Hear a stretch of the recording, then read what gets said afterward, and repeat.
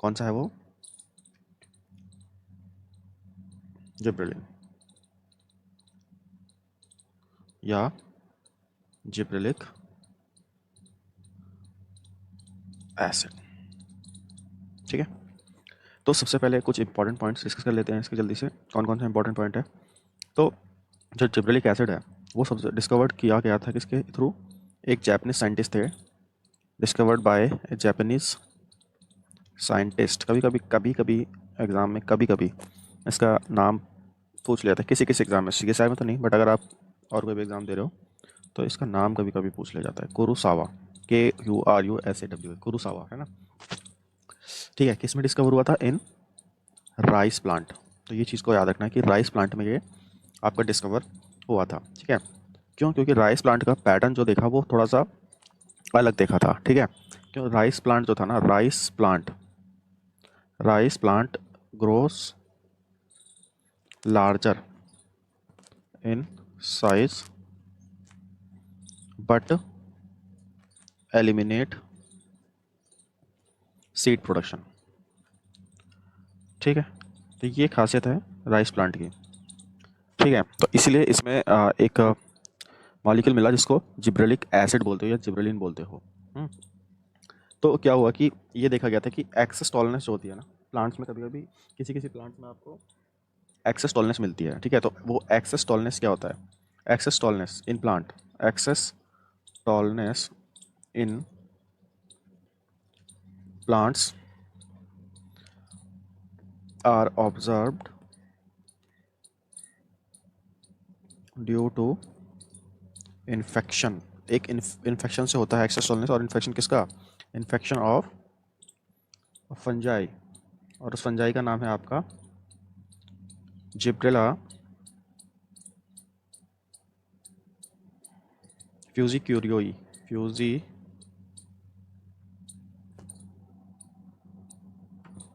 Fuji क्यूरोई।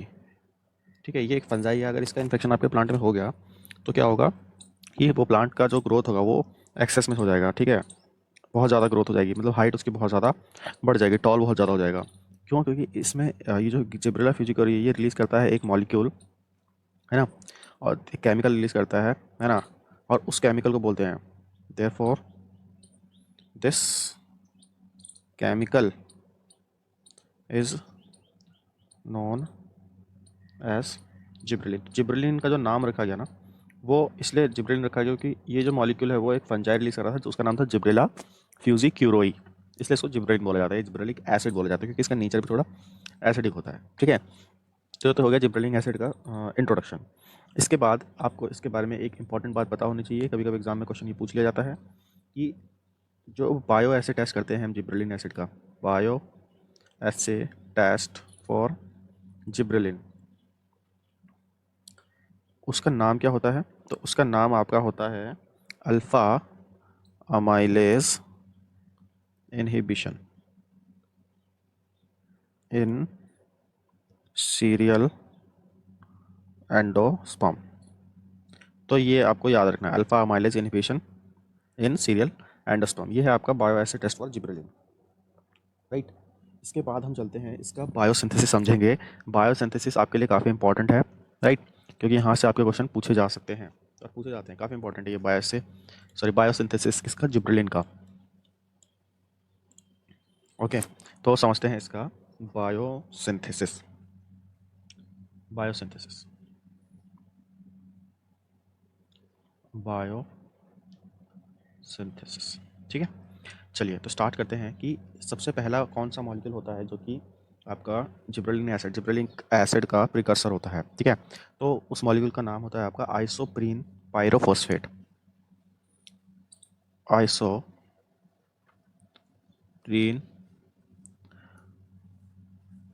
Pyrophosphate. ठीक है, ये जो होता है वो होता है आपका 5 कार्बन कंपाउंड।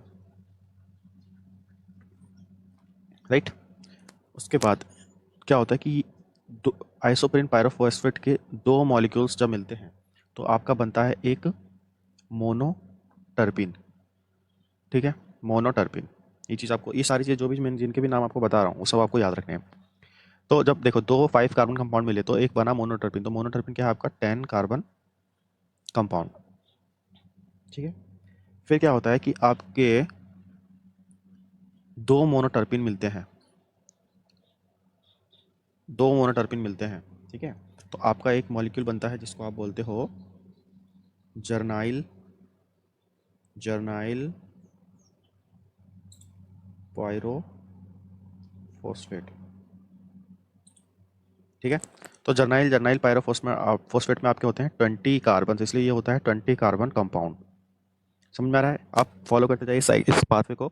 ये पाथवे काफ़ी इंपॉर्टेंट है आपके एग्जाम पॉइंट ऑफ व्यू से, CSIR के लिए। ठीक है, तो इसको शॉर्ट में हम लिख लेते हैं कि शॉर्ट में इसको क्या बोला जाता है, इसको पूछा जाता है, बोला जाता है GGPP। ठीक है, राइट। अब क्या होता है कि ये GGPP जो होता है ना, वो आपका एंटर कर जाता है किसके अंदर, वो आपका एंटर कर जाता है प्लास्टिड के अंदर। ठीक है, किसके अंदर एंटर कर जाता है, प्लास्टिड के अंदर, GGPP, राइट। प्लास्टिड के अंदर क्या होता है कि ये GGPP कन्वर्ट होता है आपका एक मॉलिक्यूल में जिसको आप बोलते हो एंट कोरिन,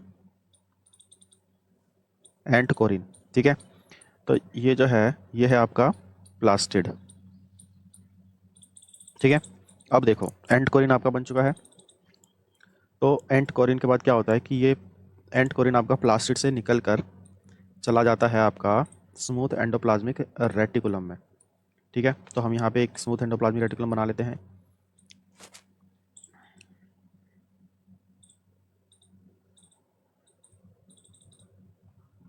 मान लो कि ये है आपका स्मूथ एंडोप्लाज्मिक रेटिकुलम। ठीक है, और यहाँ पे क्या होता है कि आपका जो एंट कोरिन होता है वो निकल के प्लास्टिड से चला जाता है किसमें, स्मूथ एंडोप्लाज्मिक रेटिकुलम में। ठीक है, उसके बाद यहाँ पे आपका ये एंट कोरिन कन्वर्ट हो जाता है किसमें, GA12 में। ठीक है, GA12 जिसको आप बोल सकते हो जिब्रेलिक एसिड 12। ठीक है, और यहाँ पे आपको ध्यान देने की ज़रूरत है कि यहाँ पे जब एंट कोरिन को GA12 में कन्वर्ट करता है तो वो कौन सा जीन होता है जो इसको कन्वर्ट करता है। यहाँ पे आपके दो जीन होते हैं, एक तो होता है आपका यहाँ पे, एक होता है आपका यहाँ पे GA3 जीन, GA3 जीन। ठीक है, और दूसरा जो होता है वो होता है आपका ना जीन। ठीक है, तो आप इसको ऐसे याद रख सकते हैं कि गाना जीन, गाना जीन। ठीक है, आप इसको ऐसे याद रख सकते हैं, गाना जीन जो होता है वो आपका एंट कोरिन को कन्वर्ट करता है जिब्रेलिक एसिड 12 में। ठीक है, और ये कहाँ पे हो रहा है आपका, ये हो रहा है आपका स्मूथ एंडोप्लाज्मिक रेटिकुलम में, राइट। उसके बाद क्या होता है कि, और इसके बाहर क्या है ये तो आपको पता है, ये है साइटोसोल।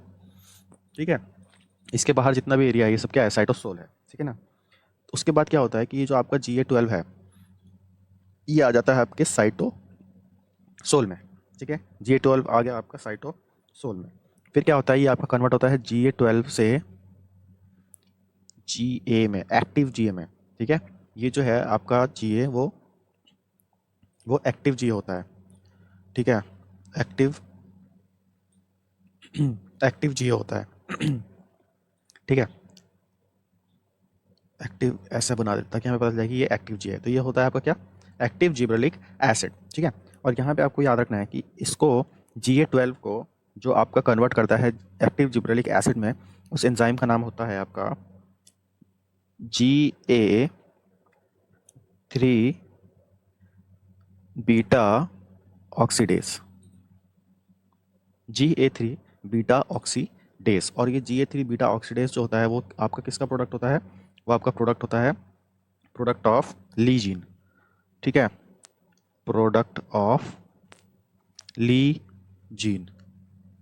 ठीक है, इन जो जो मैं जीन्स आपको बता रहा हूँ यहाँ पे इस बात में आपके लिए वो जीन बहुत ज़्यादा इंपॉर्टेंट है, इन जीन पे ही क्वेश्चन पूछे जाते हैं। जैसे कि एक बताया मैंने आपको ये गाना जीन, ठीक है, और दूसरा बताया मैंने आपको ये ली जीन।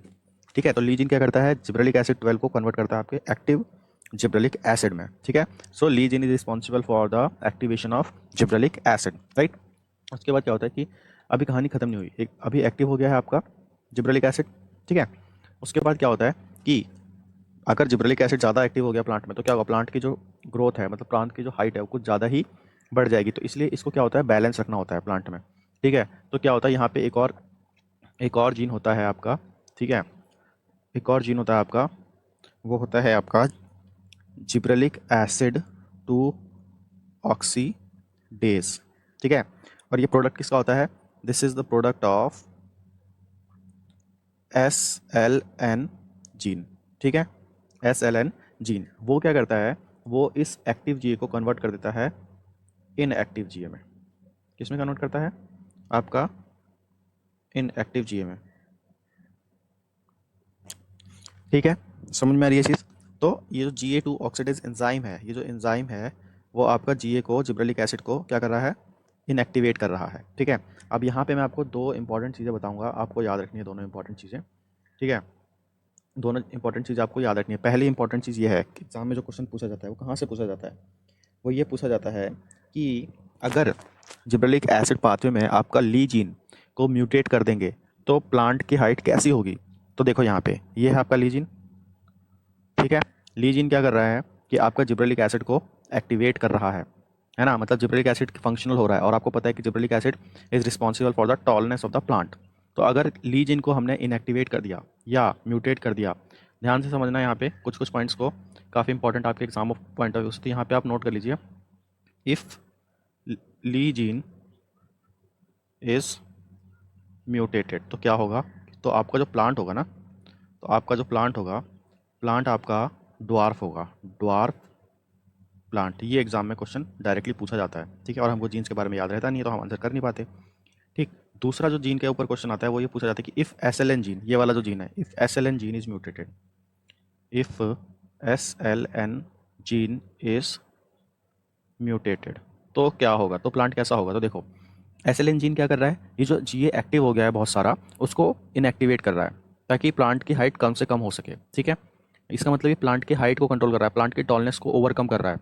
लेकिन जब अगर हमने SLN जीन को ही म्यूटेट कर दिया तो क्या होगा? आपका प्लांट कैसा हो जाएगा? आपका प्लांट जो होगा आपका एक्सट्रीमली टॉल हो जाएगा, एक्सट्रीमली टॉल प्लांट। समझ में आ रहा है ये बात आपको, है ना? तो ये चीज़ आपको याद रखनी है, ठीक है। और यहाँ पे तीसरा जो क्वेश्चन आपका आता है वो आपका आता है कि अगर इफ़ गाना जीन इज म्यूटेटेड तो क्या होगा? समझ लो, बस सिंपल है, कुछ नहीं। आपने पूरा पाते समझ लिया, आपको ये सारी चीज़ें आप बस आपको सीक्वेंस याद रखना है, ठीक है। मेन चीज़ आपका यहाँ एंड कोरिन से शुरू होती है। तो अगर गाना जीन आपका इनएक्टिवेट हो गया तो क्या होगा भाई? गाना जीन अगर म्यूटेट होगा तो आपका GA12 नहीं बनेगा, ठीक है। GA12 नहीं बनेगा तो GA12 बाहर आएगा नहीं साइटोसोल में, और फिर GA12 अगर होगा नहीं साइटोसोल में तो इससे एक्टिव GA नहीं बनेगा। जब GA एक्टिव नहीं होगा तो प्लांट छोटा रह जाएगा, है ना। तो आपका क्या होगा? आपका ड्वार्फ प्लांट होगा। ये चीज़ समझ में आई आपको? तो आपको ये चीज़ें आपको इंपॉर्टेंट है एग्जाम के लिए, काफ़ी इंपॉर्टेंट है। आपको ये सारी चीज़ें आपको ध्यान में रखनी है, याद रखनी है, ये पाथवे आपको याद रखना है, ठीक है। और इसमें कुछ मुश्किल नहीं है, कुछ डिफिकल्ट नहीं है, आप दो चार बार पढ़ोगे अपने आप ये सब कुछ आपको याद हो जाएगा, ठीक है। इसमें देखो, इसमें इंपॉर्टेंट ये तीनों दिन तो है वो इंपॉर्टेंट है ना। उसके अलावा जो इंपॉर्टेंट है वो ये है, इसका पाथवे में कौन कौन से प्रिकर्सर्स हैं, मतलब स्टार्टिंग के मॉलिक्यूल। देखो एग्जाम में क्वेश्चन कुछ भी आ सकता है, आपका पूछ लिया जा सकता है कि which one of the following is precursor of gibberellic acid. तो यहाँ पे आपको आइसोप्रीन पायरोफॉस्फेट दे दिया जाएगा या जर्नाइल जर्नाइल पायरोफॉस्फेट दे दिया जाएगा, और बाकी कोई और ऑप्शन आपके होंगे उसमें, है ना। तो आपको देखना है वहाँ पे कि आपका किससे आपका जिब्रेलिक एसिड बन रहा है। तो यहाँ पे देखो आइसोप्रीन पायरोफॉस्फेट से बन रहा है, बीच में फिर मोनोटर्पिन बन रहा है। तो अगर आपका ऑप्शन में मोनोटर्पिन है और बाकी दूसरे कोई ऑप्शन है जो गलत है तो आपका मोनोटर्पिन आंसर होगा। अगर आपका जर्नाइल जर्नाइल पायरोफॉस्फेट है कुछ ऑप्शन में तो आपका जर्नाइल जर्नाइल पायरोफॉस्फेट होगा। तो आपको ये छोटी छोटी चीज़ें आपको ध्यान रखनी है। समझ में आ रही चीज़? गुड। चलो अब हम चलते हैं इसके नेक्स्ट टॉपिक के ऊपर, और इसका नेक्स्ट टॉपिक है आपका, अब हमें क्या पढ़ना है जिब्रेलिक एसिड के बारे में, इसका पढ़ना है हमें सिग्नलिंग। और सिग्नलिंग इसकी बहुत इंपॉर्टेंट है ना। सिग्नलिंग इसकी काफ़ी इंपॉर्टेंट है, तो जल्दी से हम इसके सिग्नलिंग को कवर कर लेते हैं। सिग्नलिंग, ओके, सिग्नलिंग, ठीक है। तो देखो यहाँ पे क्या होता है सिग्नलिंग में, मैं जल्दी से आपको वही इंपॉर्टेंट बातें बताऊंगा सिग्नलिंग में जो एग्जाम में पूछी जाती है, ठीक है ना। तो यहाँ पे आपका एक जीन होता है और उसका प्रोडक्ट होता है आपका GID। ये है आपका GID, GID 1, ठीक है। ठीक है, इसका आप फुल फॉर्म लिख सकते हैं जिब्रेलिन इनसेंसिटिव ड्वार्फ आई जीन। ठीक है, उसके बाद देखो इसमें क्या होता है कि ये जो जिब्रेलिन इनसेंसिटिव ड्वार्फ आई जीन होता है उसका ये प्रोडक्ट होता है ना, ये प्रोडक्ट है उसका। तो क्या होता है कि इसका स्ट्रक्चर कुछ इस टाइप से ही होता है, ऐसा कुछ स्ट्रक्चर होता है। ठीक है, ये है इसका एन, मतलब प्रोटीन का ये एन टर्मिनल है, राइट।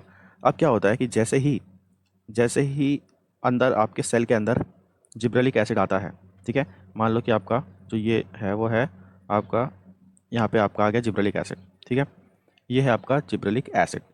तो जैसे ही आपका जिब्रेलिक एसिड आता है, चलो इसको थोड़ा सा अलग कलर से कर देते हैं। ठीक है, तो जैसे ही आपके सेल के अंदर जिब्रेलिक एसिड आता है तो ये जीआईडी जो है मॉलिक्यूल, ठीक है, इसका कन्फर्मेशन आपका चेंज हो जाता है। ठीक है, तो कन्फर्मेशन इसका कैसा हो जाता है कि ये जैसे आया, ये जो आप बीच में गैप देख रहे हैं ना, ये इसका क्या है, जीए बाइंडिंग साइट है, जिब्रेलिक एसिड बाइंडिंग साइट। तो क्या होता है कि जिब्रेलिक एसिड जैसे ही आता है वो इसमें बाइंड होता है ना, और क्या होता है उससे क्या होता है कि इसका कॉन्फर्मेशन चेंज हो जाता है। और फिर ये क्या होता है कि ये जो आपका एक चेन टाइप देख रहे हो आप, तो ये इसको लॉक कर देता है। ठीक है, तो ये इसमें कुछ कन्फर्मेशन चेंज होता है ना। क्या हो रहा है इसमें, कन्फर्मेशन चेंज हो रहा है, कॉन्फर्मेशन चेंज, उसकी वजह से क्या हो गया, एक तरीके से आपका जिब्रेलिक एसिड लॉक हो गया जीआईडी के अंदर। ठीक है, अब क्या होता है देखो, जैसे ही यहाँ पे ये इसका कॉन्फर्मेशन चेंज हुआ, इसने ये जो लॉक वाइज चेन ने क्या किया, एक प्लेटफॉर्म प्रोवाइड करवा दिया, ठीक है, दूसरे मॉलिक्यूल्स के बाइंड होने के लिए। ठीक है, कौन सा मॉलिक्यूल बाइंड होगा यहाँ पे, देखो यहाँ पे क्या होता है कि आपका एक ट्रांसक्रिप्शन फैक्टर होता है। ठीक है, ट्रांसक्रिप्शन फैक्टर होता है आपका, यहाँ पे एक ट्रांसक्रिप्शन फैक्टर होता है जिसको आप बोलते हो MYB, MYB, राइट। ठीक है, ये जो ट्रांसक्रिप्शन फैक्टर है ये है आपका MYB2, MYB2। ठीक है, लेकिन ये जो ट्रांसक्रिप्शन फैक्टर है ना, इस टाइम पे ये क्या होता है आपका, होता है इनएक्टिव। और ये इनएक्टिव इसीलिए होता है क्योंकि इसके साथ में अटैच होता है आपका, इसके रिप्रेसर अटैच्ड होते हैं। ठीक है, इसके रिप्रेसर आपके साथ अटैच्ड होते हैं। ठीक, एक ये, और दूसरा आपका ये, तो ये रिप्रेसर जो होते हैं ना, ये इसके साथ अटैच्ड होते हैं। और इन रिप्रेसर का नाम क्या होता है, तो ये जो होता है वो होता है आपका, ये जो है वो है आपका डेल्ला, DELLA, डेल्ला प्रोटीन। ठीक है, और दूसरा जो नीचे वाला है वो है आपका ग्रास। ठीक है, आपको बस इनके नाम याद रखने हैं, डेल्ला और ग्रास। तो देखो MYB is your transcription factor, this is your transcription factor. ठीक है, and these two, DELLA and GRAS, are your repressor of this MYB2। तो जब तक ये रिप्रेसर इसके साथ बाइंड रहता है ये इनएक्टिव रहता है। ठीक है, तो अब यहाँ पे ज़रा देखो, यहाँ पे क्या होता है, जैसे मैं आपको बता रहा था कि जैसे ही जिब्रेलिक एसिड GID से आके बाइंड होता है तो क्या होता है, इसका कॉन्फर्मेशन चेंज हो जाता है। कॉन्फर्मेशन चेंज होने की वजह से क्या होता है कि इसका स्ट्रक्चर थोड़ा चेंज होता है ना। और स्ट्रक्चर चेंज होता है तो क्या होता है कि ये एक प्लेटफॉर्म प्रोवाइड करवाता है। ठीक है, ये एक प्लेटफॉर्म प्रोवाइड करवाता है ऐसे, और इस प्लेटफॉर्म पे क्या होता है कि ये जो है आपका आके बाइंड हो जाता है। कौन कौन, ये ग्रास, ठीक है, ग्रास के साथ जो डेल्ला है वो, और आपका जो MYB2 है, ये आपका आके बाइंड हो जाता है किसके साथ, GID, जिब्रेलिक एसिड कॉम्प्लेक्स के साथ। ये चीज़ समझ में आई आपको, है ना। अब देखो यहाँ पे क्या होता है कि ये जो आपका कॉम्प्लेक्स बना है, ठीक है, इस कॉम्प्लेक्स का नाम क्या है, GID MYB2 डेल्ला ग्रास कॉम्प्लेक्स, इसमें ये सब चीज़ें हैं, समझ में आ रहा है आपको, है ना। उसके बाद क्या होता है कि इसके बाद होता क्या है कि इसके साथ यहाँ पे एक होता है आपका F बॉक्स प्रोटीन। ठीक है, एक होता है आपका F बॉक्स प्रोटीन, उसका स्ट्रक्चर कुछ इस टाइप का होता है,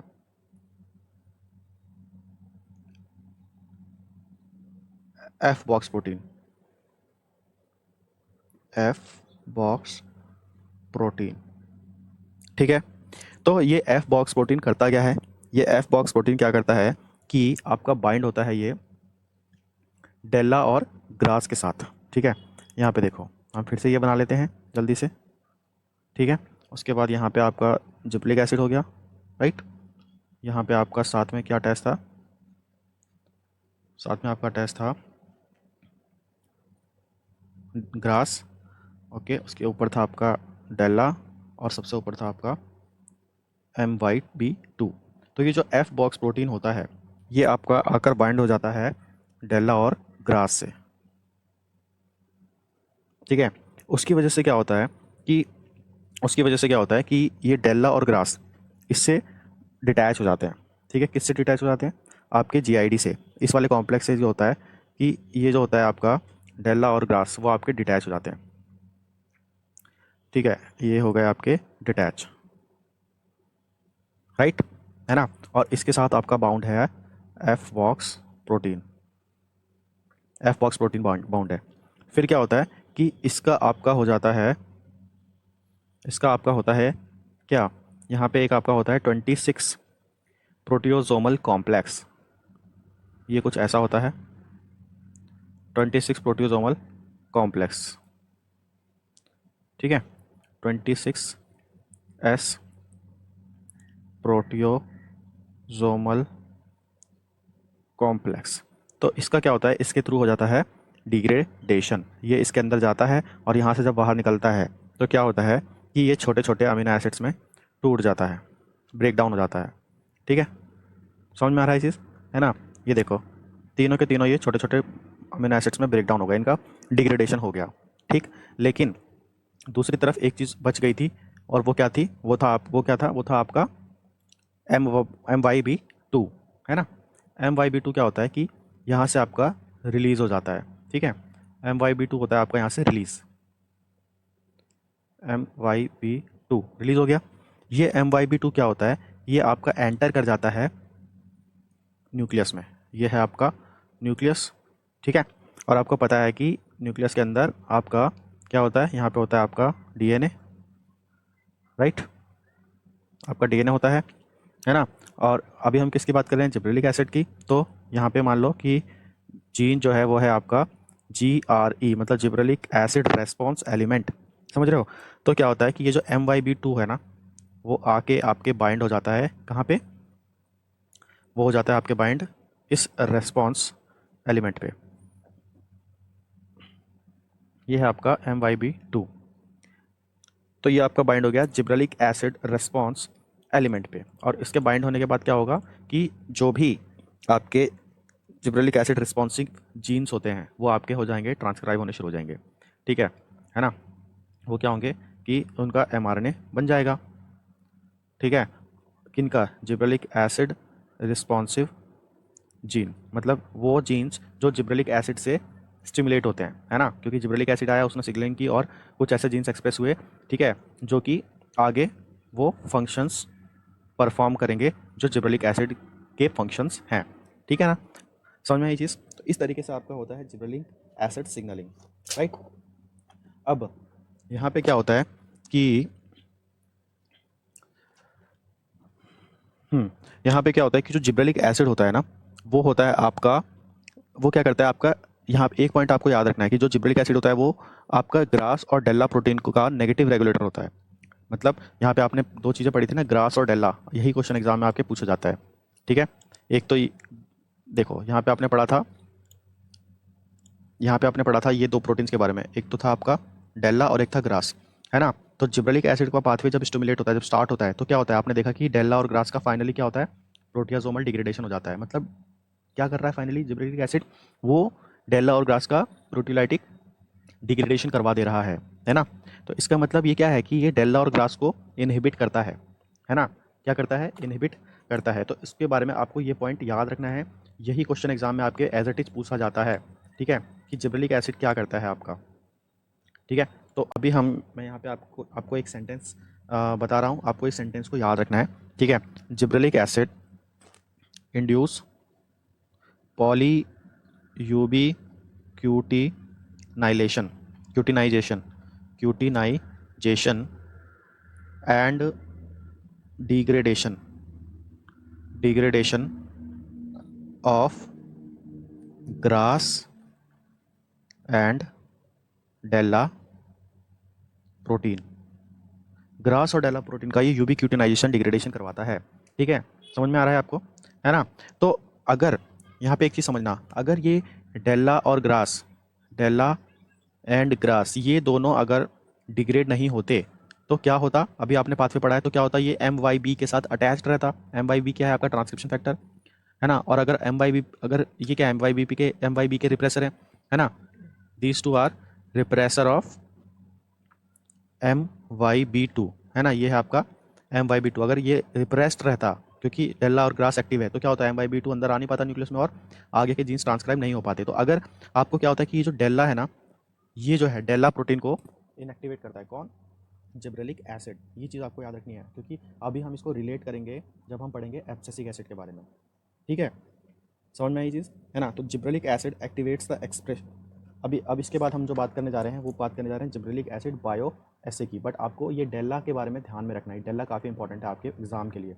ठीक है, चाहे तो आप प्रीवियस ईयर के क्वेश्चन पेपर देख लेना, वहाँ पे आपको कई बार डेल्ला प्रोटीन के ऊपर क्वेश्चंस मिल जाएंगे। ठीक है, इसके बाद चलते हैं हम जिब्रेलिक एसिड बायो एसे पढ़ लेते हैं, जल्दी से समझ लेते हैं, है ना? तो इसमें क्या है, इसमें समझने के लिए क्या है और इम्पोर्टेंट क्या है, क्या चीज़ आती है इसमें? देखो, ये हम पढ़ रहे हैं जिब्रेलिक एसिड का बायो बायो एसे, राइट? तो यहाँ पे देखो कि मैं अभी आपके सामने एक एंडोस्पर्म का स्ट्रक्चर बनाने जा रहा हूँ। ठीक है, ये है आपका एंडोस्पर्म का स्ट्रक्चर। इसमें आपकी डबल लेयर होती है इस तरीके से। ठीक, यहाँ पे क्या होता है आपका, ये है आपका, यहाँ पे जो नीचे होता है ना, ये वाला जो पार्ट होता है, ये इसका जो नीचे का जो पार्ट होता है वो कुछ इस तरीके से होता है। ये बताता हूँ, ये जो नीचे का पार्ट है वो आपका कुछ इस तरीके से होता है। ठीक है, तो ये वाला जो पोर्शन होता है आपका, ये वाला जो आपका पोर्शन होता है, ये वाला पोर्शन, ये होता है आपका एम्ब्रियो। ठीक है, तो एम्ब्रियो में क्या होता है कि आपका यहाँ पे प्रेजेंट होता है जिब्रेलिक एसिड। ठीक है, ये है आपका जिब्रेलिक एसिड, है ना? Gibberellic acid. ठीक है, और ये यहाँ पे तब तक प्रेजेंट रहता है जब इस एंडोस्पर्म का प्रॉपर हाइड्रेशन नहीं होता। ठीक है, प्रॉपर मतलब इस ये मतलब ये जब तक डिहाइड्रेटेड रहता है तो जिब्रेलिक एसिड का बायोसिंथेसिस नहीं होता। जैसे ही एंडोस्पर्म का रिहाइड्रेशन होता है, तो क्या होता है कि ये जिब्रेलिक एसिड यहाँ से मूव करने लग जाता है। ठीक है, यहाँ से आपका जिब्रेलिक एसिड मूव करने लग जाता है, ये आपका जिब्रेलिक एसिड। ठीक है, और फिर जिब्रेलिक एसिड क्या करता है? इंड्यूस करता है किसके सिंथेसिस को? Alpha amylase. अल्फ़ा अमाइलेज के सिंथेसिस को इंड्यूस करता है। और फिर क्या होता है कि ये अल्फ़ा अमाइलेज आपका एंटर करता है एंडोस्पर्म में। ठीक है, एंडोस्पर्म में जहाँ पर आपका प्रेजेंट है स्टार्च। स्टार्च प्रेजेंट है, तो ये अल्फ़ा अमाइलेज क्या करता है कि स्टार्च का हाइड्रोलिसिस करवाता है। ठीक है, हाइड्रोलिसिस, किस चीज़ का hydrolysis? Hydrolysis of glycosidic bond. ठीक है, जब स्टार्च का हाइड्रोलिसिस हो जाता है तो क्या आपको कौन कौन से प्रोडक्ट मिलते हैं? आपको मिलेगा ग्लूकोज प्लस माल्टोज, ठीक है, प्लस एक्स्ट्रा कुछ और मॉलिक्यूल्स। ठीक है, और ये फाइनली बनाते हैं आपके सुक्रोज। ठीक है, और सुक्रोज आपका फाइनली इन्वॉल्व होता है किसमें? वो होता है आपका फाइनली सीड जर्मिनेशन में। किसमें होता है? सीड जर्मिनेशन में। तो इस तरीके से आपका जो जिब्रेलिक एसिड होता है वो सीड जर्मिनेशन में इन्वॉल्व होता है। ठीक है, अब यहाँ पे आपको 2-3 की पॉइंट्स याद रखने हैं। जो जिब्रेलिक एसिड होता है वो आपका क्या करवाता है भाई? वो आपका सीड जर्मिनेशन करवाता है। ठीक है ना? और ये आपका इनहिबिट करता है डेल्ला प्रोटीन को। समझ रहे हो इस चीज़ को? ये कंसेप्ट आपको याद रखना है। तो इसका मतलब क्या है कि इसका मतलब ये है, ध्यान से समझना, कि inhibition of DELLA protein, is required for seed germination. ये एग्जाम में क्वेश्चन आपके पूछा जाता है कि सीड जर्मिनेशन के लिए कौन सा प्रोटीन का इनहिबिशन होता है? डेल्ला प्रोटीन, और उसको कौन करता है? Gibberellic acid. तो ये चीज़ आपको याद रखनी है। तो ये था आपका जिब्रेलिक एसिड का बायो एसे। इसके बाद हम जल्दी से इसके फटाफट जो भी इंपॉर्टेंट फंक्शंस हैं वो डिस्कस कर लेते हैं जो एग्जाम में आपके पूछे जाते हैं, ठीक है। तो इसके फंक्शन कौन कौन से हैं वो फटाफट जल्दी से हम समझ लेते हैं। तो इसके फंक्शन समझते हैं। फंक्शंस, तो पहला जो फंक्शन है वो है आपका कि ये क्या करता है, एक्सेलरेट करता है सीड जर्मिनेशन को। एक्सीलरेट एक्सीलरेट सीड जर्मिनेशन, ठीक है, बाय इनहिबिटिंग। अब आपको पता होगा किसको इनहिबिट करता है ये, बाय इनहिबिटिंग डेल्ला, ठीक है। ये बहुत इंपॉर्टेंट है आपके एग्जाम के लिए। उसके बाद ये इंड्यूस करता है आपका पार्थेनोकार्पी, ठीक है। तीसरा जो इसका फंक्शन है वो ये होता है कि ये आपका करता है activate cyclin CDK complex, and you know that the cyclin CDK complex is involved in the cell cycle, है ना। तो यहाँ पे मैं जल्दी से आपको बता दूँ कि क्या होता है कि साइकिल जब G2 फेस होता है, G2 फेस से जब M फेस में सेल एंटर करती है, ठीक है, और G1 फेस से जब सेल S फेस में एंटर करती है, तो इन दोनों ही जगह पर आपकी हेल्प कौन करता है, जिब्रेलिक एसिड, ठीक है, ठीक है। तो ये क्या करती है, स्टिमुलेट करती है साइक्लिन CDK कॉम्प्लेक्स को, ठीक है, जो कि इन्वॉल्व होते हैं G2 phase to M phase conversion में और G1 फेस से S फेस कन्वर्जन में। तो एक्टिवेट क्या करता है ये साइक्लिन CDK कॉम्प्लेक्स, तो इस चीज़ को आपको याद रखना है। फोर्थ जो आप इसका फंक्शन है वो क्या करता है, इंड्यूस फ्लावरिंग, ठीक है, बाय एक्टिवेटिंग SOC जीन। इस जीन का नाम याद रखना, कभी कभी एग्जाम में पूछ लिया जाता है कौन से जीन को एक्टिवेट करता है जिब्रेलिक एसिड, SOC जीन, ठीक है। और जो SOC जीन होता है ना, ये होता है आपका मास्टर रेगुलेटर ऑफ फ्लावरिंग, ठीक है, मास्टर रेगुलेटर ऑफ फ्लावरिंग या मास्टर स्विच ऑफ फ्लावरिंग बोल सकते हो, SOC जीन। पांचवा पॉइंट जो है इसका वो ये है कि ये क्या करता है, ये इंड्यूस करता है आपका रोजेट लीफ फॉर्मेशन, ठीक है, रोजेट लीफ फॉर्मेशन। और रोजेट लीफ फॉर्मेशन को आप बोल्टिंग भी बोलते हो, बोल्टिंग, राइट। सिक्स्थ जो इसका फंक्शन है वो क्या करता है, इट इंड्यूस, ये याद रखना, ये कभी कभी डायरेक्टली क्वेश्चन पूछा जाता है क्योंकि थोड़ा सा स्पेशल कैरेक्टर है इसका। Induce fruit development specially in grapes, अंगूर में, ये स्पेशली ग्रेप्स में फ्रूट डेवलपमेंट को इंड्यूस करता है, ठीक है। और सेवन्थ जो इसका पॉइंट है वो ये है कि it also induce female flower development, female flower development को भी ये इंड्यूस करता है, किसमें, इन मेज प्लांट, ओके। दैट इसका मतलब क्या है, that GA determines sex of the plant, ठीक है। तो ये था आपका जिब्रेलिक एसिड के बारे में। तो जैसे कि मैंने आपको यहाँ पे बताया कि ये स्पेशली ग्रेप्स में क्या करता है, फ्रूट डेवलपमेंट को इंड्यूस करता है ना। तो जस्ट लास्ट में मैं आपको दिखा देता हूँ कि मान लो कि आपका ये है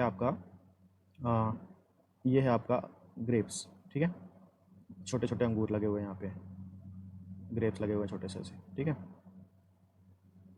राइट, देख रहे हो, है ना। तो अगर आपने इस पे जिब्रेलिक एसिड का स्प्रे कर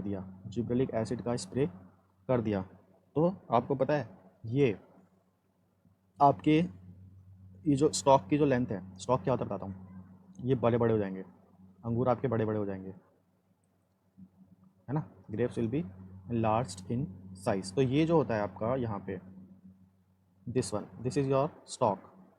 तो स्टॉक का क्या होता है ना, साइज, लेंथ इंक्रीज हो जाता है, इंक्रीज स्टॉक लेंथ, ठीक है। और जिसकी वजह से क्या होता है कि इंक्रीज प्रोडक्टिविटी। तो ये चीज़ आपको याद रखनी है। तो ये था आपका जिब्रेलिक एसिड के बारे में। इसके बाद हम पढ़ेंगे एब्सिसिक एसिड के बारे में, ठीक है। और फिर बस हमारा बचेगा इथाइलिन। तो ये हमारा प्लांट हार्मोन खत्म हो जाएगा। और ये जितना भी आपको प्लांट हार्मोन में समझा रहा हूँ, पढ़ा रहा हूँ, ये आपके एग्ज़ाम के लिए, आपके सीएसआर के लिए सफिशिएंट है, ठीक है। तो आपको इतना तो पढ़ना ही है अगर आपको 6 से 8 नंबर लाने हैं। और आपको शुरू में लग रहा है बट ये बहुत आसान है, ठीक है। आप 2-3 बार इसको पढ़ोगे, आपको सब कुछ याद हो जाएगा, ठीक है। तो अब जिब्रेलिक एसिड को समझने के बाद हम चलते हैं एब्सिसिक एसिड को पढ़ने के लिए, ठीक है। चलिए, तो हम जल्दी से एब्सिसिक एसिड को कवर कर लेते हैं। एब्सिसिक एसिड में ज़्यादा कुछ नहीं पूछा जाता, बहुत कम पॉइंट्स हमको एब्सिसिक एसिड के बारे में डिस्कस करने हैं, और वो कौन-कौन से हैं हम जल्दी से इसको डिस्कस कर लेते हैं, ठीक है। तो एब्सिसिक एसिड, राइट? इसको आप ए बी के नाम से भी जानते हो, ठीक है। एब्सिसिक एसिड को ए के नाम से भी आप जानते हैं। तो जल्दी से हम इसके इंपॉर्टेंट पॉइंट डिस्कस कर लेते हैं, राइट।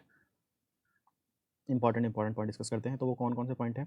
सबसे पहला पॉइंट तो ये है कि ये जो है वो आपका है सीड मैच्योरेशन हार्मोन, ठीक है। सीड मैच्योरेशन हार्मोन, ठीक है, ये आपको याद रखना है। दूसरी चीज़ कि इसका जो मेजर साइट है सिंथेसिस का, मेजर सिंथेसिस साइट, वो है आपका लीफ, ठीक, ओके। थर्ड इंपॉर्टेंट पॉइंट जो है इसके बारे में वो ये है कि जो ए का जो बायो एसे होता है, मतलब इसका जो टेस्ट होता है, उस टेस्ट का नाम क्या है? ए बायो एसिड का नाम क्या है? उसका नाम होता है आपका seed germination inhibition test, seed germination inhibition test, ठीक है। तो ये चीज़ आपको ध्यान रखनी है, राइट। उसके बाद अब एक इम्पॉर्टेंट आपको पॉइंट मैं बताने जा रहा हूँ जो आपके लिए काफ़ी इंपॉर्टेंट है, ठीक है। उससे पहले बस एक चीज़ और बता दूँ कि जो ए का जो बायोसिंथेसिस होता है, ए का जो बायोसिंथेसिस होता है, बायोसिंथेसिस, है ना, वो कैसे होता है और कहाँ से ये डिराइव होता है? तो जो ए का जो डेरिवेटिव होता है ना, वो होता है आपका सस्क्यू टर्पिन, ठीक है। तो ए इज डिराइव्ड फ्रॉम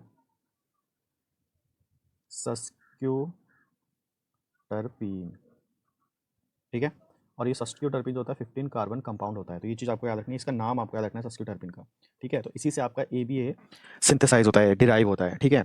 अब मैं इंपॉर्टेंट पॉइंट की बात जो कर रहा था वो मैं आपके साथ डिस्कस करने जा रहा हूँ, वो ये है कि एक चीज़, एक सीक्वेंस और एक चीज़ याद, एक कंसेप्ट आपको बताने जा रहा हूँ, वो कंसेप्ट आपके लिए बहुत इंपॉर्टेंट है, ठीक है। देखो, जो डेल्ला प्रोटीन होता है, डेल्ला प्रोटीन आपको याद होगा, अभी हमने पढ़ा था कहाँ पे, जब हम जिब्रेलिक एसिड की बात कर रहे थे, ठीक है ना। तो डेल्ला प्रोटीन जो होता है वो आपका इनहिबिट करता है, ठीक है। इनहिबिट करता है क्या? आपका सीड जर्मिनेशन, ठीक है। सीड जर्मिनेशन को इनहिबिट करता है कौन? आपका डेल्ला प्रोटीन, ठीक है। यहाँ तक आपको समझ में आ रहा है ना। तो क्या होता है कि कब सीड जर्मिनेशन होगा, कब नहीं होगा, है ना।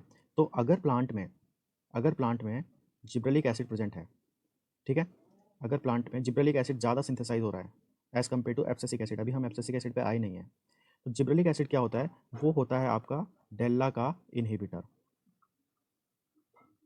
ठीक है। तो अगर जिब्रेलिक एसिड ज़्यादा प्रेजेंट है, ज़्यादा सिंथेसाइज हो रहा है, तो क्या होगा? ये डेल्ला को इनहिबिट कर देगा। और डेल्ला अगर इनहिबिट हो गया तो फिर क्या होगा कि ये आपका सीड जर्मिनेशन को इनहिबिट नहीं कर पाएगा, ठीक है। और आपका सीड जर्मिनेशन हो जाएगा, ठीक है, समझ रहे हो। तो जिब्रेलिक एसिड आपका क्या करवाता है? आपका सीड जर्मिनेशन करवाता है, ठीक है। कैसे? डेल्ला को इनहिबिट करके। ये डेल्ला को इनहिबिट करता है ताकि डेल्ला सीड जर्मिनेशन को रोक ना पाए और सीड जर्मिनेशन आपका हो जाए। जस्ट इसका अपोजिट करता है कौन? वो करता है आपका एब्सिसिक एसिड, ठीक है। एब्सिसिक एसिड क्या करता है? एब्सिसिक एसिड क्या करता है? वो आपका डेल्ला का होता है पॉजिटिव रेगुलेटर। वो आपका डेल्ला को प्रमोट करता है, कौन? आपका एब्सिसिक एसिड। जो एब्सिसिक एसिड पढ़ रहे हैं हम, वो क्या करता है? डेल्ला को पॉजिटिवली प्रमोट करता है। और जब डेल्ला प्रमोट होगा तो ये क्या करेगा? इनहिबिट करेगा सीड जर्मिनेशन को, है ना। समझ रहे हो इस चीज़ को? तो जो एब्सिसिक एसिड होता है ना, ये क्या करता है? सीड जर्मिनेशन को प्रिवेंट करता है। ये चीज़ आपको याद रखनी है। Gibberellic acid induce seed germination and abscisic acid prevents seed germination. तो ये कंसेप्ट आपको याद रखना है, यहीं से एग्जाम में क्वेश्चन पूछे जाते हैं ज़्यादातर। जिब्रेलिक एसिड और ए को मिलाकर कभी कभी बड़ा क्वेश्चन बना दिया जाता है ना, और वहीं पे आपको कन्फ्यूजन होने लग जाती है।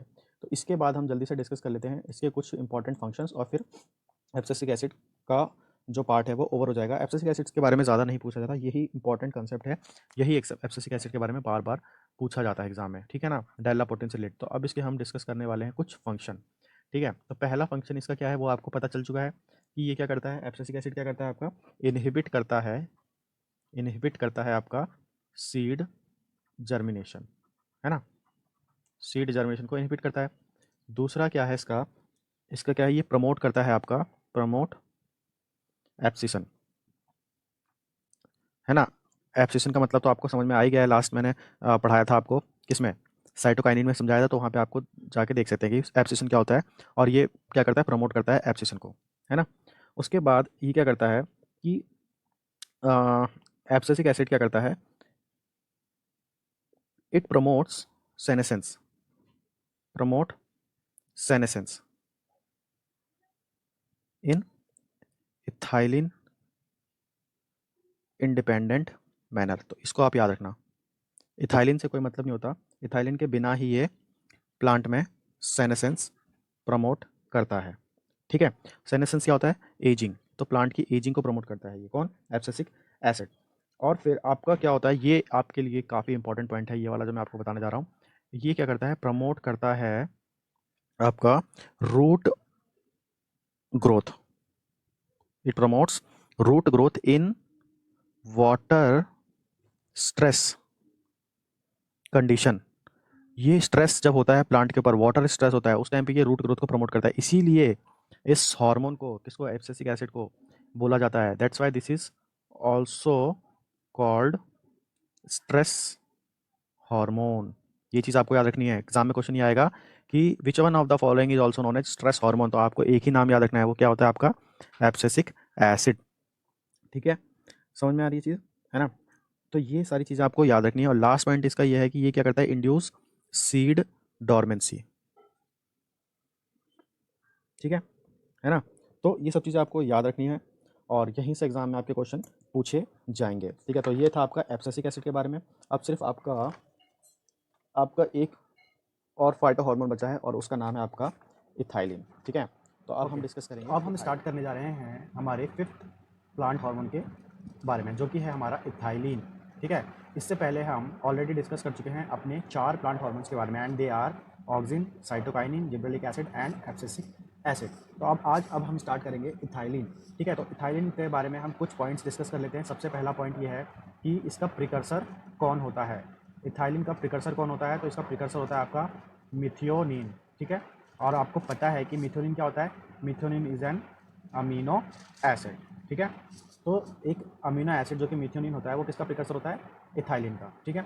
दूसरा जो चीज़ आपको याद रखनी है इसके बारे में वो है इसका बायोसिंथेसिस, ठीक है।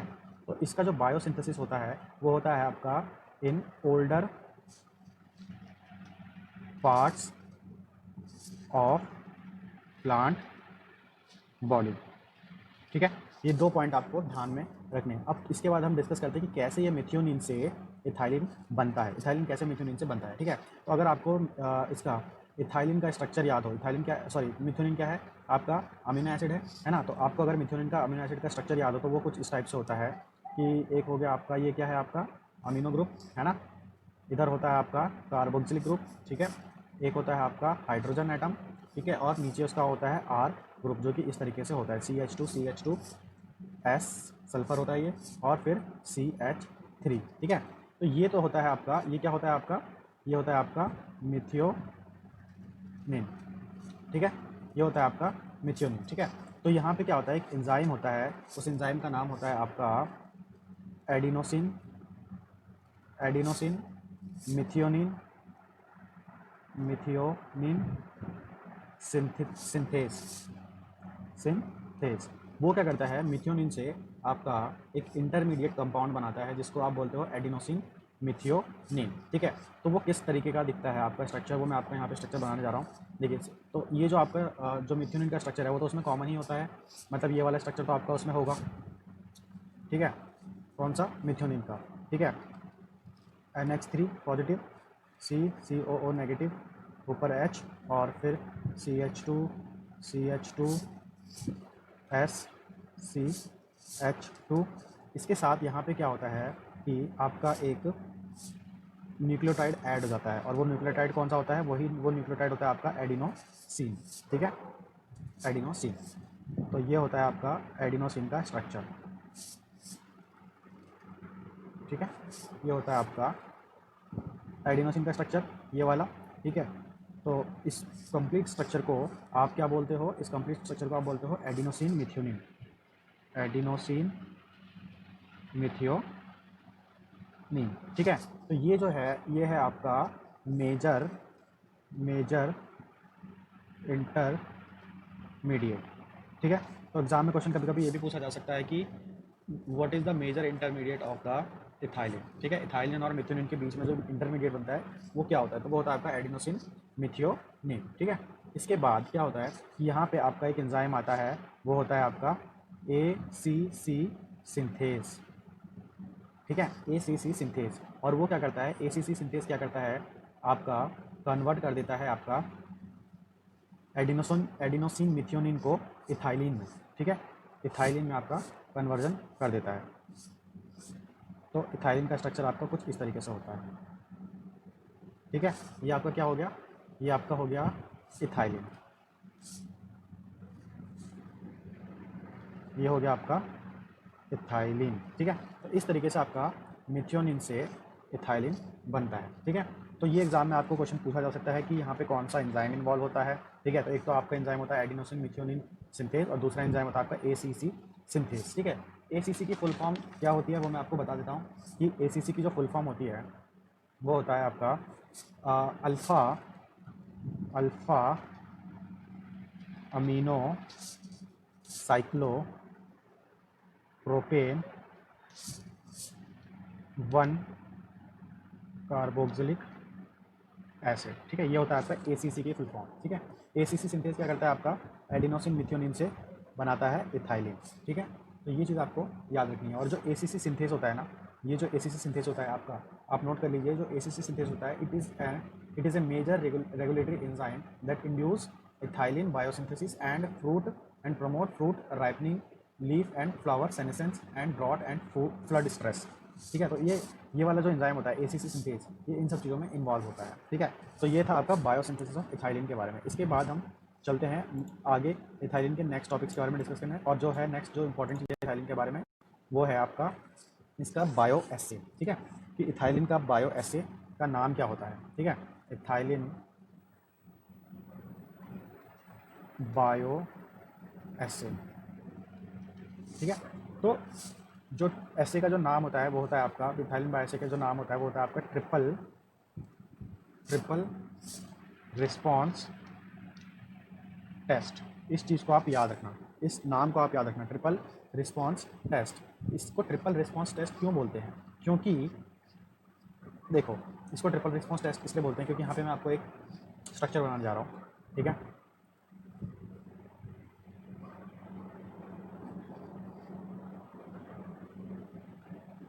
ये स्ट्रक्चर को आप थोड़ा अपनी कॉपी में बना लेना अच्छे से, ठीक है, राइट।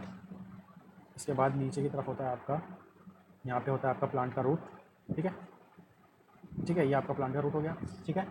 और ये वाला जो पोर्शन होता है वो होता है आपका हाइपोकोटाइल, ठीक है। ये होता है आपका हाइपोकोटाइल।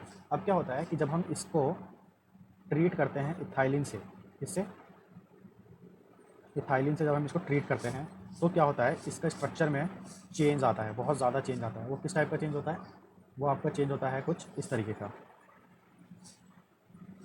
वो होता है आपका कुछ चेंज इस तरीके का, ठीक है।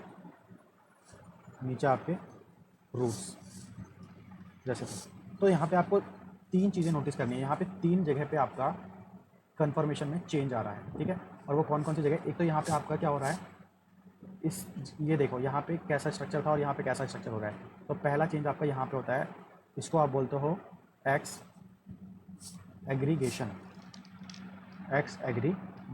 ठीक है, राइट। दूसरा चेंज आपका आता है यहाँ पे, ठीक है। ये जो पूरा एरिया है वो क्या है आपका हाइपोकोटाइल है, ये पूरा हाइपोकोटाइल है।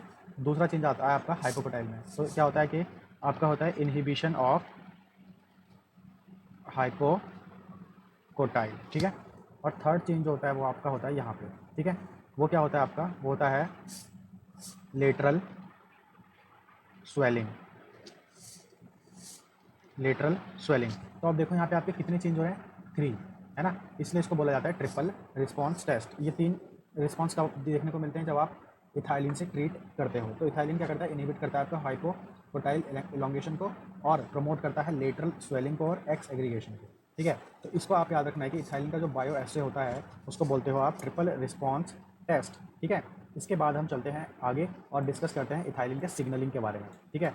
इथाइलिन के सिग्नलिंग के बारे में, सिग्नलिंग में से अगर क्वेश्चन आएगा तो वो किस टाइप का क्वेश्चन आ सकता है, ठीक है।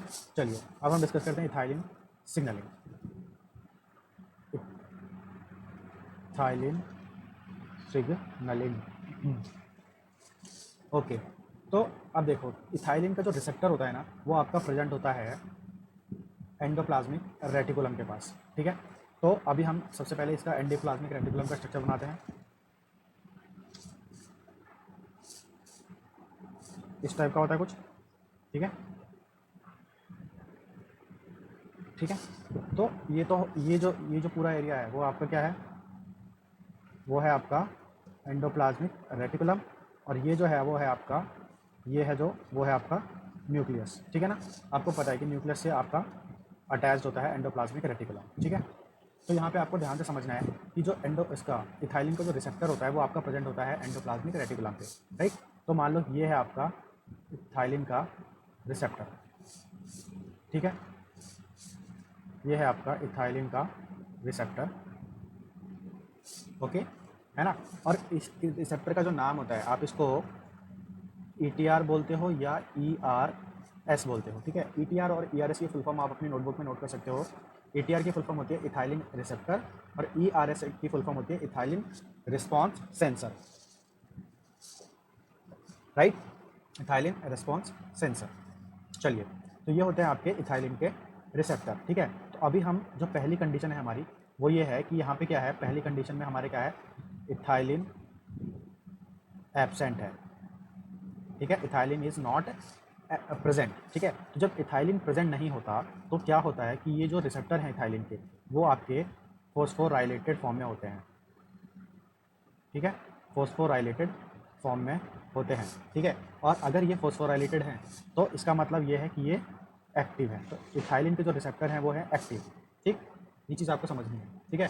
तो जब ये एक्टिव रहते हैं तो ये आपका एक्टिव रखते हैं किसको, एक नेक्स्ट मॉलिक्यूल होता है जिसका नाम होता है CTR, ठीक है, CTR। तो अगर रिसेप्टर एक्टिव रहेंगे तो आपके CTR मॉलिक्यूल भी एक्टिव रहेगा, ठीक है। तो CTR भी आपका एक्टिव है, ठीक है। अब यहाँ पे आपको ध्यान देना है, ये बहुत क्रिटिकल पॉइंट है। अगर CTR आपका एक्टिव है तो ये आपका इनहिबिट करता है, ठीक है, किसको,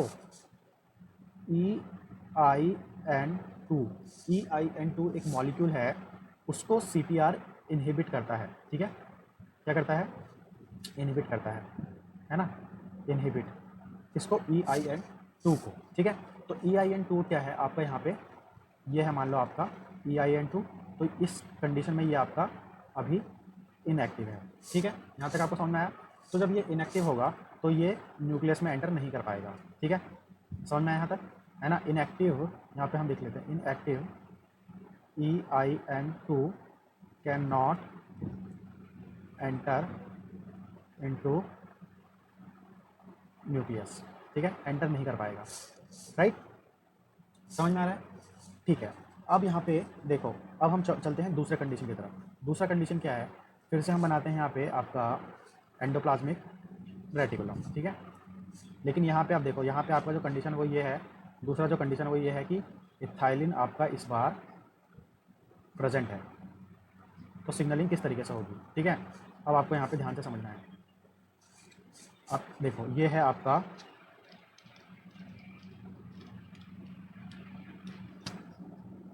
एंडोप्लाज्मिक रेटिकुलम का स्ट्रक्चर, राइट, ठीक है। तो अगर इथाइलिन यहाँ पे आपका प्रेजेंट है तो क्या होगा, देखो सबसे पहले हम इथाइलिन का रिसेप्टर बना लेते हैं। ये है आपका इथाइलिन का रिसेप्टर, है ना, ओके, ये है आपका इथाइलिन का रिसेप्टर, राइट। तो अगर यहाँ पे ये है और इथाइलिन मान लो कि आपका जो इथाइलिन है वो है ये, ठीक है, ये है आपका इथाइलिन। अगर आपका इथाइलिन यहाँ पे प्रेजेंट है, मैंने आपको बोला ना कि अगर यहाँ पे इथाइलिन प्रेजेंट हो तो क्या होगा, इथाइलिन के प्रेजेंट होने की वजह से क्या होगा, ये जो रिसेप्टर हैं इथाइलिन के, ठीक है ना, इथाइलिन के जो रिसेप्टर हैं ETR या ERS, ये आपके हो जाएंगे क्या, ये हो जाएंगे आपके इनएक्टिव, है ना, इनएक्टिव होंगे आपके ETR और ERS किसके प्रेजेंस में, इथाइलिन के प्रेजेंस में। अगर ये इनएक्टिव होंगे तो आपको पता है कि जो नेक्स्ट मॉलिक्यूल है CTR, है ना, CTR, ये भी कैसा होगा, इनएक्टिव। समझ में आ रहा है ये चीज़। अब यहाँ पे आपको ध्यान देने की ज़रूरत है, इस तरफ देखो, यहाँ पे जब CTR एक्टिव था तो ये इनहिबिट कर रहा था EIN2 को, लेकिन यहाँ पे तो CTR इनएक्टिव है, इसका मतलब यहाँ पे क्या होगा, EIN2 का इनहिबिशन नहीं होगा, ये इसको इनहिबिट नहीं कर पाएगा, ठीक है, समझ रहे हो। तो यहाँ पे हम लिख लेते हैं, इस पॉइंट पे होगा नो इनहिबिशन ऑफ EIN2, ठीक है। तो ये चीज़ आपको याद रखनी है। तो यहाँ पे अगर EIN का इनहिबिशन नहीं हुआ तो ये हो जाएगा आपका EIN यहाँ पे इनएक्टिव, सॉरी एक्टिव, एक्टिव रहेगा ये क्योंकि इसका इनहिबिशन नहीं हो रहा। और एक्टिव EIN क्या होगा, ये आपका एंटर कर जाएगा न्यूक्लियस में, enter into nucleus, enter into nucleus, ठीक है। अब यहाँ पे आपको थोड़ा ध्यान देना है कि जब न्यूक्लियस में एक बार EIN2 आ गया तो क्या होगा, है ना। देखो, आपको पता है कि न्यूक्लियस में क्या होता है, न्यूक्लियस में क्या होता है, न्यूक्लियस में आपके होते हैं जीनोम, है ना, न्यूक्लियस में आपका जीनोम होता है ना। तो मान लो कि ये है आपका DNA, न्यूक्लियस में ये है आपका DNA, है ना, ये है आपका DNA, ठीक है। और DNA पे आपका यहाँ पे मान लो कि प्रेजेंट है आपका इथाइलिन रिस्पॉन्स एलिमेंट, ठीक है, यहाँ पे आपका प्रेजेंट है इथाइलिन रिस्पॉन्स एलिमेंट, ठीक है।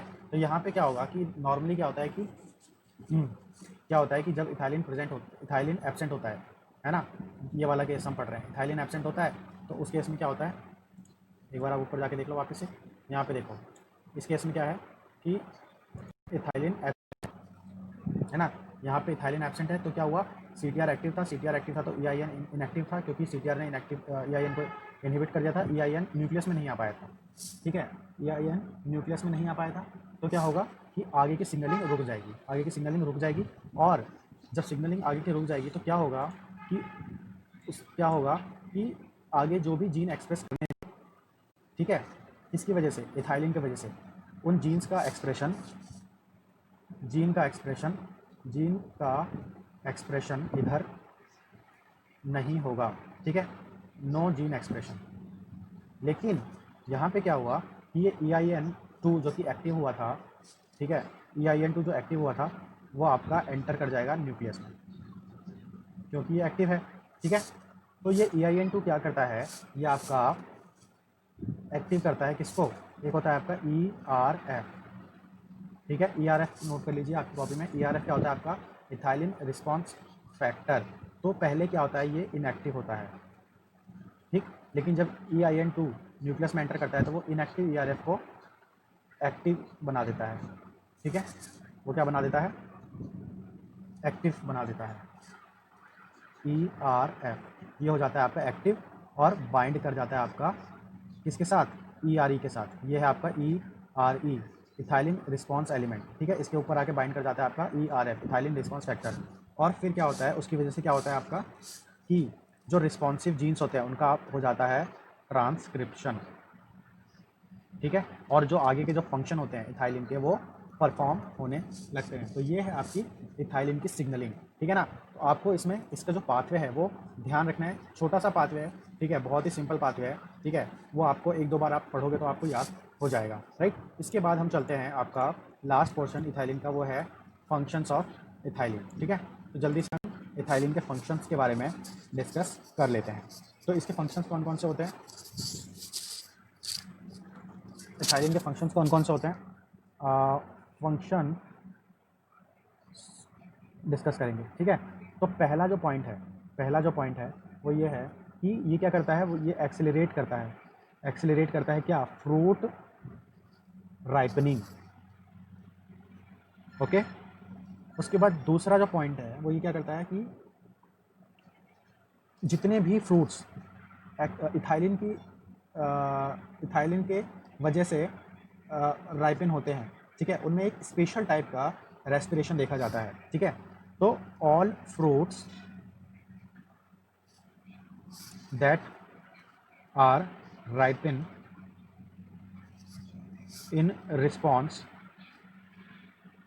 टू इथाइलिन, जो भी फ्रूट्स इथाइलिन की हेल्प से राइपिन होते हैं उनमें एक अलग टाइप का रेस्पिरेशन देखा जाता है। All fruits that are ripening in response to ethylene represents a special type of respiration, ठीक है, स्पेशल टाइप ऑफ रेस्पिरेशन। और ये जो लाइन मैं आपको लिख रहा हूँ ना, ये आपके एग्जाम के लिए बहुत इंपॉर्टेंट है। और इस रेस्पिरेशन को आप बोलते हो क्लाइमेट्रिक रेस्पिरेशन। क्या बोलते हो? क्लाइमेट्रिक रेस्पिरेशन, ठीक है। तो ये नाम जो है ना क्लाइमेट्रिक रेस्पिरेशन, ये आपको याद रखना है, एग्जाम में कई बार पूछा जा चुका है, ठीक है। तो ये क्लाइमेट्रिक रेस्पिरेशन होता क्या है, ठीक है, क्लाइमेट्रिक रेस्पिरेशन क्या होता है? तो इसकी जो डेफिनेशन होती है वो क्या होती है कि sudden respiratory rise in last stage of fruit ripening, ठीक है। जब फ्रूट राइपनिंग की लास्ट स्टेज होती है तो क्या होता है कि रेस्पिरेशन बढ़ जाता है, ठीक है। रेस्पिरेटरी राइज बहुत अचानक से बहुत ज़्यादा होने लगता है, बहुत ज़्यादा रेस्पिरेशन होने लगता है जब फ्रूट राइपनिंग की लास्ट स्टेज होती है, तो उसी को आप बोलते हो क्लाइमेट्रिक रेस्पिरेशन, ठीक है। और इसका एक डायग्राम भी है जो मैं आपको बना के दिखाऊंगा, उसकी हेल्प से आपको समझ में आ जाएगा कि आपका क्लाइमेट्रिक रेस्पिरेशन होता क्या है, ठीक है। तो वो डायग्राम अभी मैं आपको बना के दिखाता हूँ, वो किस टाइप का होता है। क्लाइमेट्रिक वो आपका कुछ इस टाइप का होता है। देखो, ये है आपका वाई एक्सिस और ये है आपका एक्स एक्सिस, ठीक है। तो वाई एक्सिस पे क्या होता है, वाई एक्सिस आपका रिप्रेजेंट कर रहा है रेट ऑफ रेस्पिरेशन, ठीक है। और जो एक्स एक्सिस है वो आपका टाइम को रिप्रेजेंट कर रहा है, राइट, ठीक है। तो अभी हम दो टाइप के रेस्पिरेशन यहाँ पे देखेंगे। पहला जो देखेंगे वो हम देखेंगे नॉन क्लाइमेट्रिक रेस्पिरेशन, ठीक है। तो कुछ फ्रूट्स ऐसे होते हैं जिनमें नॉन क्लाइमेट्रिक रेस्पिरेशन होता है, मतलब जब वो फ्रूट्स लास्ट स्टेज पे होते हैं राइपनिंग के, तो उनका जो रेस्पिरेशन होता है वो स्लो होता चला जाता है, ठीक है, टाइम टू टाइम स्लो होता चला जाता है, नॉर्मल, ठीक है।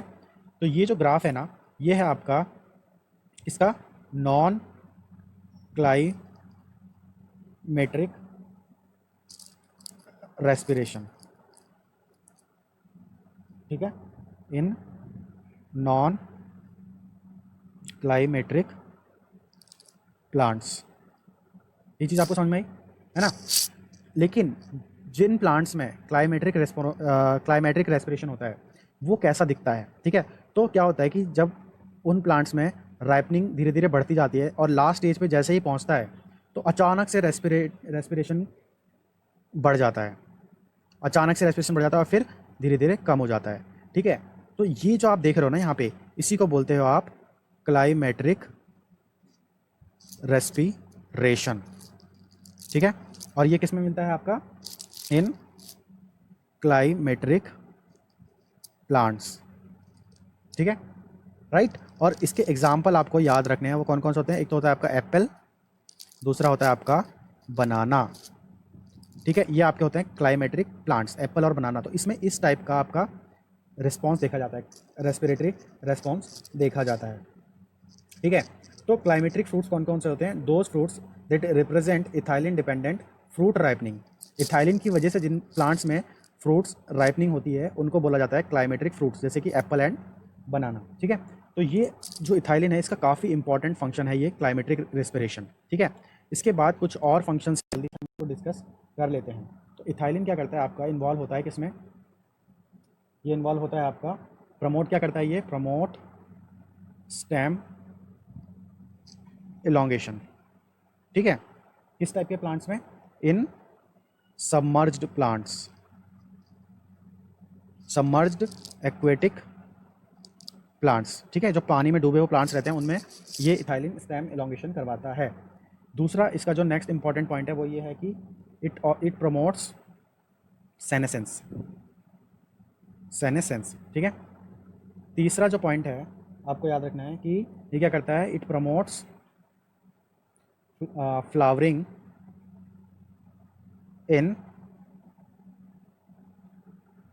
पाइन एप्पल, ठीक है। ये चीज़ आपको याद रखनी है। पाइन एप्पल में फ्लावरिंग कौन करवाता है, वो करवाता है आपका इथाइलिन, ठीक है। कौन करवाता है, इथाइलिन। उसके बाद नेक्स्ट पॉइंट जो है वो ये क्या करता है, इथाइलिन प्रमोट एपिनेस्टी, ठीक है, एपिनेस्टी। अब ये एपिनेस्टी क्या है भाई, सिंपल है, कुछ नहीं है। एपिनेस्टी का मतलब क्या होता है कि आप कभी कभी देखते हो कि मान लो कि ये है आपका एक प्लांट, ठीक है, स्टेम है प्लांट की, तो कभी कभी देखते हो कि ये प्लांट ना ऐसे बैंड होने लग जाता है, ठीक है। तो ये बैंडिंग क्यों हो रही है, ये बैंडिंग क्यों हो रही है, ये बैंडिंग जो होती है वो आपकी एपिनेस्टी की वजह से होती है। इसमें क्या होता है कि इस स्टेम के जो आउटर सरफेस पे, आउटर साइड पे, ऊपर की तरफ, यहाँ पे इस तरफ, ये हो गया आप इसका अपर साइड, ठीक है, और ये हो गया इसका लोअर साइड, ठीक है, ये हो गया इसका लोअर साइड, और ये वाला इसका हो गया आपका अपर साइड, ठीक है।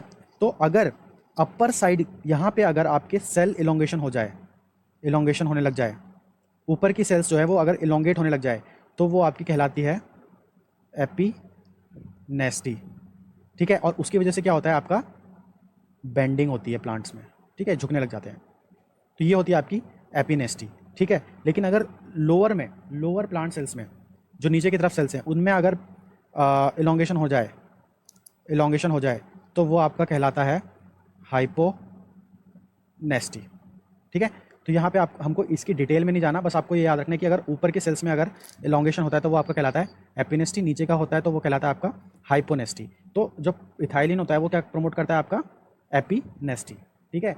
इसके बाद जो नेक्स्ट पॉइंट है वो ये है कि जो मैंने अभी आपको बताया वही है, ethylene promotes more growth on the upper surface of petiole, वही है एपिनेस्टी, ठीक है, and promote leaf bending which is essential for photosynthesis. तो जो लीफ होते हैं वो बेंड हो जाते हैं, मैंने आपको स्टेम का एग्जांपल दिया, लीफ भी बेंड हो जाते हैं, और वो जो बेंडिंग होती है वही आपका होता है एपिनेस्टी। तो उसको कौन प्रमोट करता है, आपका उसको प्रमोट करता है इथाइलिन। तो ये था आपका इथाइलिन के बारे में ओवरऑल सब सारे इन्फॉर्मेशन, ठीक है। इससे ज़्यादा इथाइलिन के बारे में मुझे नहीं लगता कि CSIR के एग्जाम में पूछा जाता है, ठीक है। एक दो क्वेश्चन आउट ऑफ बॉक्स किसी भी टॉपिक के बारे में आ सकते हैं, तो उसकी जिम्मेदारी तो कोई भी नहीं ले पाएगा। लेकिन अपनी तरफ से मेरे को जितने भी इंपॉर्टेंट पॉइंट मिले प्लांट हार्मोन्स के बारे में, मैंने वो सारे आपके साथ डिस्कस किए हैं, है ना। और आपको अगर लगता है कोई और कुछ, आपको अगर प्रीवियस ईयर के क्वेश्चन पेपर सॉल्व करते हुए अगर एक दो पॉइंट कुछ इंपॉर्टेंट मिल जाते हैं, तो वो आप इन नोट्स में भी इंक्लूड कर सकते हैं, है ना। तो आपको जो भी मैं चीज़ें समझा रहा हूँ वो आप साथ साथ अपने नोट्स प्रिपेयर करते जाइए, और आप प्रीवियस ईयर के क्वेश्चन पेपर सॉल्व करके देखिए, आपके ऑलमोस्ट 99% क्वेश्चन सॉल्व हो जाएंगे, ठीक है। इसके बाद हम सारे के सारे प्लांट्स हार्मोन्स के बारे में ऑलरेडी डिस्कस कर चुके हैं आप, है ना। बस एक और लास्ट छोटा सा हार्मोन बच गया आपका, जिसके बारे में कुछ थोड़ी बहुत चीज़ें पूछ ली जाती है, और उस हार्मोन का नाम है आपका ब्रेसिनोस्टेरॉइड, ठीक है, ब्रेसिनोस्टेरॉइड। इसके बारे में जो जो इंपॉर्टेंट चीज़ें हैं, 4-5 पॉइंट हैं, ज़्यादा नहीं है, वो हम जल्दी से डिस्कस कर लेते हैं, ठीक है। तो जो पहला पॉइंट है, पहला पॉइंट इसका ये है कि ये सिंथेसाइज होता है आपका, synthesized in all growing part of plant, ठीक है। ये प्लांट के सारे जितने भी ग्रोइंग पार्ट्स हैं उनमें सिंथेसाइज होता है, ठीक है। दूसरा क्या है, दूसरा है कि it is involve in large number of development of plant में जितनी भी डेवलपमेंट हो रही होती है, चाहे वो ग्रोथ से रिलेटेड हो, चाहे वो रिप्रोडक्शन से रिलेटेड हो, किसी भी टाइप का डेवलपमेंट हो, उसमें सबसे ज़्यादा इन्वॉल्वमेंट होता है आपका ब्रेसिनोस्टेरॉइड। क्यों? क्योंकि ये ज़्यादातर सारे के सारे ग्रोइंग पार्ट्स में आपका सिंथेसाइज होता है, ठीक है। तीसरा जो पॉइंट है वो इसको आपको याद रखना है कि इसका प्रिकर्सर क्या होता है, ब्रेसिनोस्टेरॉइड का प्रिकर्सर मॉलिक्यूल क्या होता है, वो कौन सा होता है, तो वो होता है आपका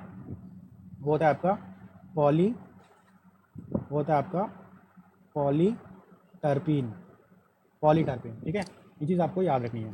तो ये तो हो गए इसके कुछ इंपॉर्टेंट पॉइंट्स। अब जल्दी से हम डिस्कस कर लेते हैं कि इसके फंक्शंस क्या क्या होते हैं।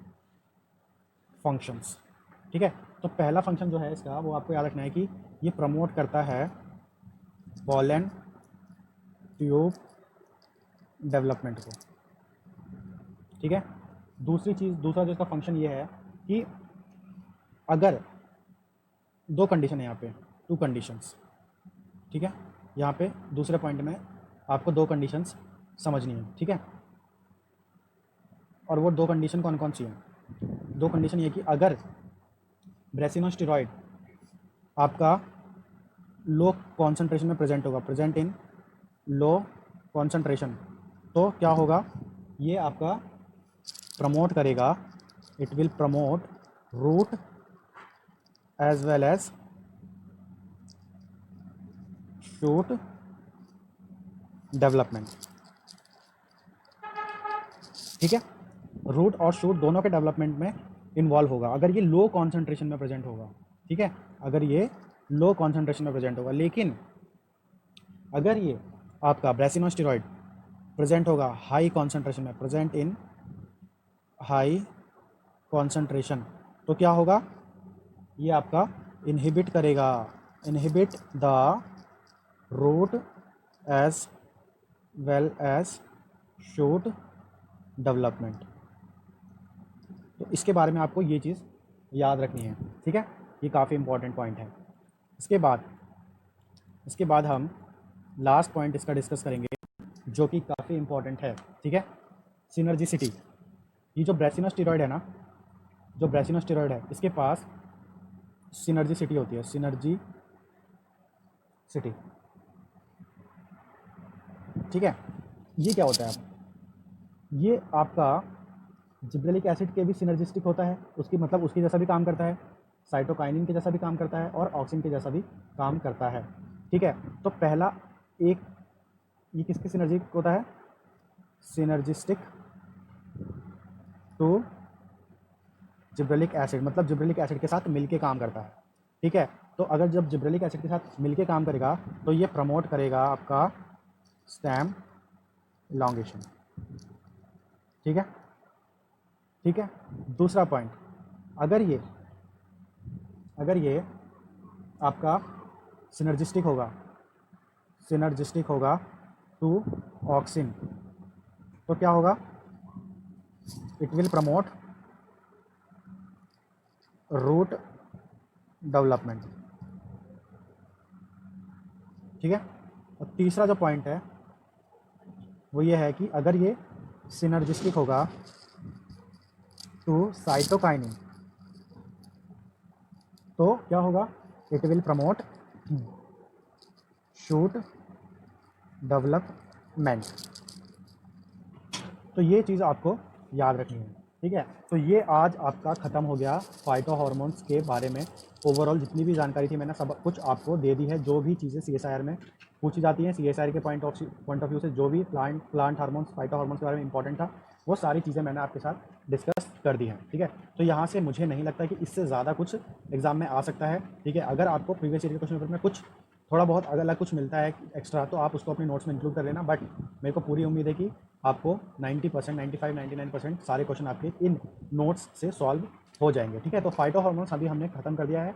अब हम प्लांट फिजियो का कोई भी नेक्स्ट टॉपिक में देखता हूँ, इसके बाद मुझे कौन सा स्टार्ट करना है मैं उससे स्टार्ट करूँगा, ठीक है।